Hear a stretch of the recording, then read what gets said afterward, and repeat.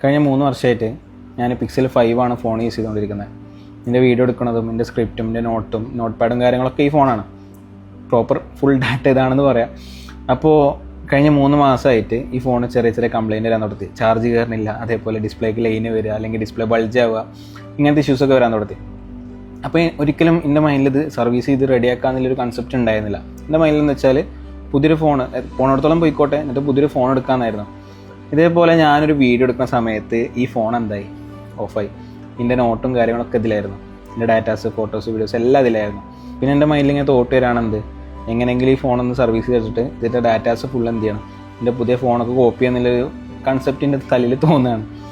അപ്പോൾ ഇതിവിടെ പറഞ്ഞെന്തിനാണെന്ന് വെച്ചാൽ, നമ്മുടെ ലൈഫിൽ ഇതേപോലെ കുറേ ആൾക്കാരുണ്ട്, അല്ലെങ്കിൽ കുറേ കാര്യങ്ങളുണ്ട്, കുറേ സാധനങ്ങളുണ്ട്, നമ്മളിങ്ങനെ ലോ മെയിൻ്റെനൻസ് ആയിട്ട് ഇങ്ങനെ കൊണ്ടുപോയിക്കൊണ്ടിരിക്കുന്നത്, അല്ലെങ്കിൽ 0 എഫേർട്ട് ഇട്ടാണ് ഇങ്ങനെ കൊണ്ടുപോയിക്കൊണ്ടിരിക്കുന്ന കുറേ കാര്യങ്ങളുണ്ട്.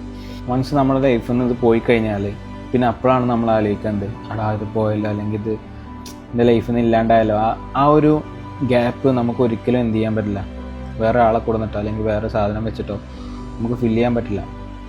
ആ സമയത്താണ് നമ്മൾ ആലോചിക്കുന്നത്, ഞാൻ പണ്ടേ ഇത് ആ ഒരു എഫേർട്ട് ഇട്ടുകണമെന്നുണ്ടെങ്കിൽ, പണ്ടേ ആ ഒരു കാര്യം ചെയ്തിക്കണമെന്നുണ്ടെങ്കിൽ ഒരിക്കലും ഞാനിപ്പോൾ ഇങ്ങനെ ബുദ്ധിമുട്ടേണ്ട ആവശ്യം ഉണ്ടാവില്ല എന്നുള്ളതാണ് അല്ലേ. അപ്പോൾ ചെയ്യാനുള്ളതൊക്കെ ഇപ്പോൾ ചെയ്തോളി, റെഡിയാക്കാനൊക്കെ ഇപ്പോൾ തന്നെ റെഡി ആയിക്കോളി.